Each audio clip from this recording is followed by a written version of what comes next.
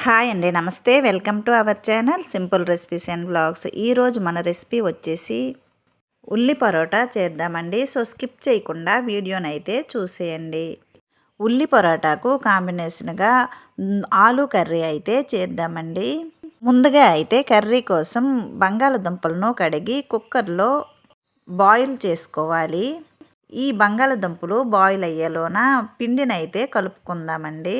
దీనికోసమైతే గోధుమ పిండిని 1 కప్పు వరకు తీసుకున్నాను. దీనిలో కొద్దిగా ఉప్పు వేసి వాటర్ను కొద్దిగా యాడ్ చేస్తూ పిండిని సాఫ్ట్గా కలుపుకోవాలి. ఇలా కొద్దిగా వాటర్ను యాడ్ చేస్తూ చపాతీ పిండినైతే కలుపుకోవాలి. తరువాత దీనిలో 1 స్పూన్ వరకు ఆయిల్ వేసి మరోసారి కలిపి మూత పెట్టి ఈ చపాతీ పిండిని పక్కన పెట్టుకుందామండి. ఈ పిండి కలిపేలోన బంగాళదుంపలు అయితే బాయిల్ అయ్యేవి. తరువాత ఉల్లి పరోటా కోసం ఉల్లిపాయలను అయితే చిన్న ముక్కలుగా చేసుకోవాలి. ఉల్లిపాయలను ఆమ్లెట్ వేసినప్పుడు చిన్న పీసెస్లుగా కట్ చేస్తాం కదండి, అలా చిన్నగా కట్ చేసుకోవాలి. ఇక్కడైతే నేను 2 పెద్ద ఉల్లిపాయలను తీసుకున్నానండి. తరువాత ఒక పచ్చిమిర్చిని చిన్న పీసెస్లుగా కట్ చేసి వేసుకోవాలి. అలాగే కరివేపాకును చిన్న పీసెస్లుగా కట్ చేసి వేసుకోవాలి. తరువాత ఈ ఉల్లిపాయలను ఫ్రై చేయడానికి స్టవ్ పైన ప్యాన్ పెట్టి దీనిలో 1 స్పూన్ వరకు ఆయిల్ వేయాలి. ఆయిల్ హీట్ అయిన తరువాత దీనిలో 1 స్పూన్ జీలకర్ర, 1 స్పూన్ ఆవాలను వేయాలి. ఆవాలు జీలకర్ర చిటపటలాడిన తరువాత దీనిలో ముందుగా కట్ చేసి పెట్టుకున్న ఉల్లిపాయలను వేయాలి. ఉల్లిపాయలను మీడియం ఫ్లేమ్లో వేయించుకోవాలి. తరువాత దీనిలో 1 స్పూన్ వరకు అల్లం వెల్లుల్లి పేస్ట్ను వేయాలి. ఈ ఆనియన్ పరోటా చాలా బాగుంటుందండి. కొత్త వాళ్ళు ఎవరైనా ఈ ఛానల్లోకి వచ్చినట్లయితే ప్లీజ్ సబ్స్క్రైబ్ చేయండి ఫ్రెండ్స్. అల్లం వెల్లుల్లి పేస్టు పచ్చివాసన పోయేంత వరకు వేయించుకున్న తరువాత దీనిలో టేస్ట్కి సరిపడా ఉప్పు అలాగే కొద్దిగా పసుపు వేసి ఉల్లిపాయలను వేయించుకోవాలి. ఉల్లిపాయలు బాగా ఫ్రై అయిన తరువాత దీనిలో టేస్ట్కి సరిపడా కారం, 1 స్పూన్ వరకు గరం మసాలాను వేయాలి. తరువాత దీనిలో టేస్ట్ కోసం చాట్ మసాలాను 1 స్పూన్ వరకు వేయాలండి. చాట్ మసాలా వేయడం వల్ల టేస్ట్ చాలా బాగుంటుంది. తరువాత దీనిలో 1 స్పూన్ వరకు శనగపిండిని వేసి ఉల్లిపాయలను వేయించుకోవాలి. ఉల్లిపాయల్లో వాటర్ కంటెంట్ ఎక్కువగా ఉంటుంది కదండి, అందుకని శనగపిండి వేయడం వలన వాటర్ అంతా పీల్చి డ్రైగా బాగుంటుందండి.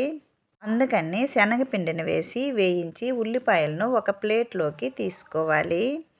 తరువాత కర్రీ కోసమైతే ముందుగా బాయిల్ చేసి పెట్టుకున్న బంగాళదుంపలను పొట్టు తీసి చిన్న పీసెస్లుగా కట్ చేసుకోవాలి. తరువాత కర్రీ చేయడానికి స్టవ్ పైన ప్యాన్ పెట్టి 1 స్పూన్ వరకు ఆయిల్ వేయాలి. ఆయిల్ హీట్ అయిన తర్వాత దీనిలో దాల్చిన చెక్క, లవంగీలు అలాగే బిర్యానీ ఆకు, యాలకులు, ఎండుమిర్చిని వేయాలి.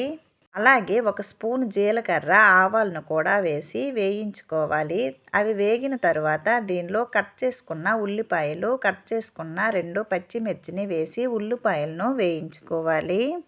తరువాత దీనిలో కొద్దిగా కరివేపాకు వేసి అలాగే 1 స్పూన్ వరకు అల్లం వెల్లుల్లి పేస్ట్ను వేసి ఉల్లిపాయలను వేయించుకోవాలి. ఉల్లిపాయలు వేగిన తర్వాత దీనిలో టమాటా పేస్ట్ను వేయాలి. ఇక్కడైతే నేను 2 మీడియం సైజు టమాటాలను మిక్సీ పట్టానండి. తరువాత దీనిలో టేస్ట్కి సరిపడా ఉప్పు అలాగే పసుపు, టేస్ట్కి సరిపడా కారం, 1 స్పూన్ వరకు మీట్ మసాలాను వేసానండి. తరువాత బాగా మిక్స్ అయ్యేటట్టు కలుపుకొని మూత పెట్టి టమోటాను పచ్చివాసన పోయేంత వరకు మగ్గించుకోవాలి. 5 నిమిషాల తర్వాత ఆయిల్ పైకి వచ్చి గ్రేవీ అయితే రెడీ అయ్యిందండి. తరువాత దీనిలో ముందుగా బాయిల్ చేసి కట్ చేసి పెట్టుకున్న బంగాళదుంపలను వేయాలి. ఈ బంగాళదుంపలు వేసిన తర్వాత దుంపలు ఈ గ్రేవీ అంతటికి పట్టేలా బాగా మిక్స్ చేసుకోవాలి. తరువాత దీనిలో 1 కప్పు వరకు వాటర్ను యాడ్ చేసి మూత పెట్టి ఈ కర్రీను ఉడికించుకోవాలి.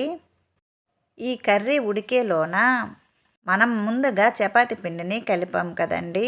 ఇప్పుడైతే చపాతీలను ఒత్తుకుందాము. ఈ చపాతీ పిండిని మరోసారి బాగా కలిపి పొరాటాకు సరిపోయేంత పిండిని తీసుకోవాలి. చూడండి, ఈ వీడియోలో చూపించిన విధంగా ఈ పిండి ముద్దను ఇలా వీడియోలో చూపించిన విధంగా చేత్తో ఒత్తుకోవాలి. తరువాత దీనిలో మనం ముందుగా ప్రిపేర్ చేసి పెట్టుకున్న ఉల్లిపాయలను వేయాలి. తరువాత ఒక చేత్తో ఉల్లిపాయలను లోనకి నెట్టుకుంటూ మరో చేత్తో వీటిని వీడియోలో చూపించిన విధంగా కవర్ చేసుకోవాలండి. పిండి తీసుకున్నప్పుడు కొద్దిగా ఎక్కువగా పిండిని తీసుకోవాలి. ఇలా చూడండి, వీడియోలో చూపించిన విధంగా ఇలా పిండి ముద్దను చేసి తరువాత చపాతీ ఒత్తుకునే పీట పైన కొద్దిగా పొడి పిండిని వేసి తరువాత చపాతీలా ఒత్తుకోవాలి. చపాతీని కొద్దిగా ఒత్తిన తరువాత దీనిపైన కట్ చేసుకున్న కొత్తిమీరను కొద్దిగా వేయాలి.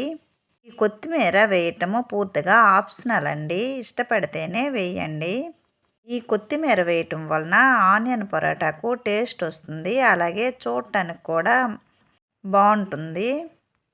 చూడండి, ఈ వీడియోలో చూపించిన విధంగా ఇలా చపాతీలా ఒత్తుకోవాలి. తరువాత మిగతా పిండినంతను ఇలా చపాతీలా ఒత్తుకోవాలి.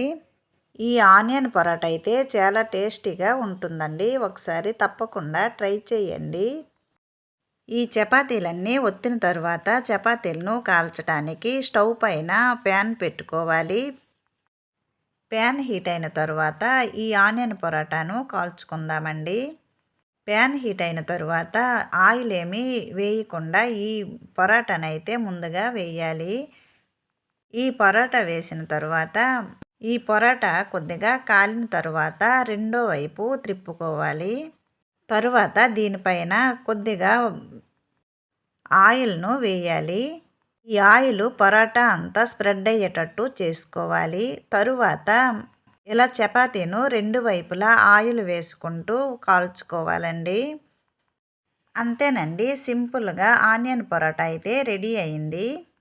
ఈ కర్రీని అయితే ముందుగా పెట్టాం కదండి, దీన్ని ఇంకో స్టవ్ పైన పెట్టి ఉడికించుకున్నాను. ఈ పరోటా చేసేలోన ఈ కర్రీ అయితే ఉడికిందండి. తరువాత మళ్ళీ ఈ స్టవ్ పైకి షిఫ్ట్ చేశాను. కర్రీ అయితే బాయిల్ అయ్యిందండి. తరువాత దీనిలో చివరగా కొద్దిగా కొత్తిమీర వేసి సర్వ్ చేసుకుంటే టేస్టీగా ఉండే బంగాళదుంపలు కర్రీ అయితే రెడీ అయ్యింది. ఈ కర్రీను ఆనియన్ పరోటాతో తీసుకుంటే చాలా బాగుంటుందండి. అంతేనండి, ఈ రెసిపీలు రెండు నచ్చినట్లయితే లైక్ చేయండి, షేర్ చేయండి. ప్లీజ్ ఈ ఛానల్ని సబ్స్క్రైబ్ చేసి సపోర్ట్ చేయండి. మరో మంచి వీడియోతో మళ్ళీ కలుద్దామండి. Bye friends.